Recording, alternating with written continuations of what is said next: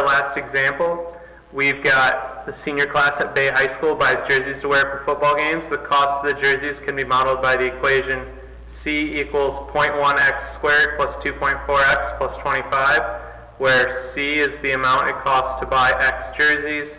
We want to know how many jerseys can they purchase for $430. Well, in order to do this problem, I'm going to need to complete the square. And you wouldn't have to complete the square, but it's definitely the easiest way to do this problem.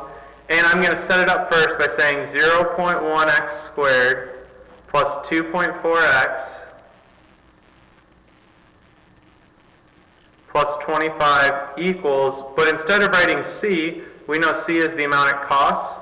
I'm going to put 430 in there because we want to find the cost of buying 430 jerseys.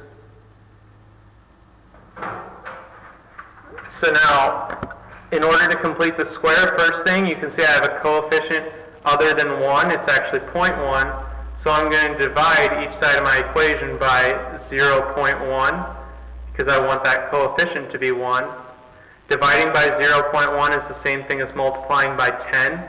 So I get x squared plus 24x plus 250 equals 4,300. And then when I want to complete the square, I can't have this plus 250 over here because remember, you always need to have that x squared plus bx in order to complete the square. So I subtract 250 from each side, I get x squared plus 24x equals 4,300 minus 250 is 4,050. And now I'm going to complete the square.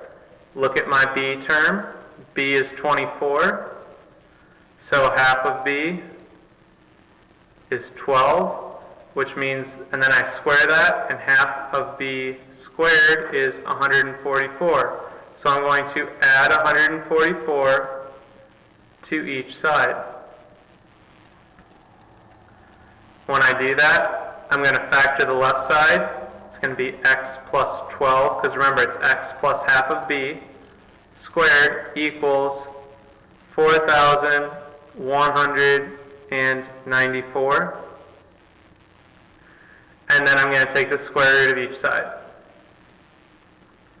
I would get x plus 12 equals plus or minus, and the square root of 4,194 is 64.76, and it keeps going from there, on and on.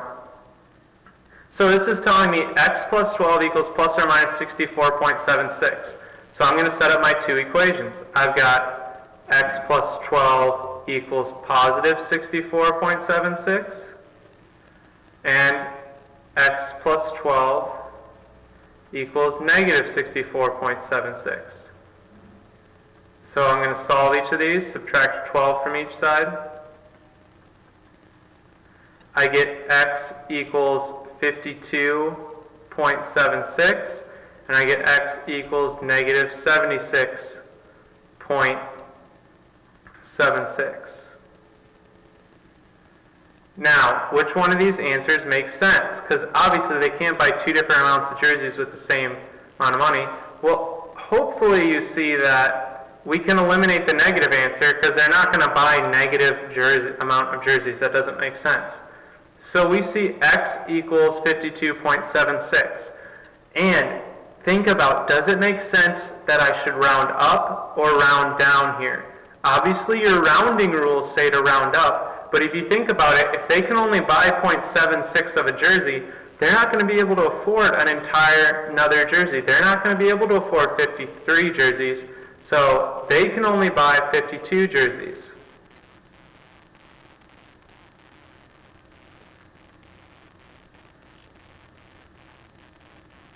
And if you don't understand how this is, try to go over to Pizza Barn and tell them, I have enough money for 0.76 of a pizza. See what they do to you. Most likely, they would probably be a little confused, but they definitely wouldn't just give you a whole nother pizza just because you had some of the money for a pizza. they'll only give you a pizza if you have all the money for a pizza. So we can afford 52.76 jerseys, which means we can only afford 52 jerseys. For $430, they can buy 52 jerseys.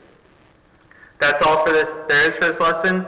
Big idea, completing the square. Got to be in this form of x squared plus bx. If it's in this form, just follow the 3 steps. Identify b, find half of b, square it, add it, and then factor.